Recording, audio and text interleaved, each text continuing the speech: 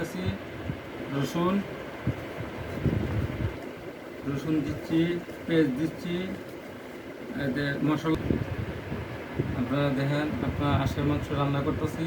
আদা রসুন পেঁয়াজ এগুলো দিচ্ছি, এলাচ দারচিনি আলু দিচ্ছি, আপনার জিরা দিব পরিমাণ। আপনারা দেখেন হাঁসের মাংস রান্নতেছি, অল্প জিরা, আপনার হলুদ হলুদ দিচ্ছি 2 চামচ,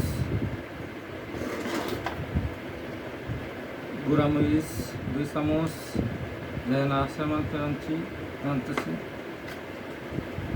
তেল পরিমাণ দিচ্ছি তেল, আপনারা দেখেন গাইস।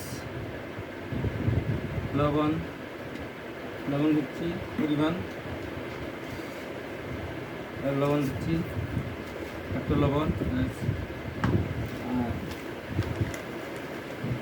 ধনিয়া গুঁড়া পরিমাণ,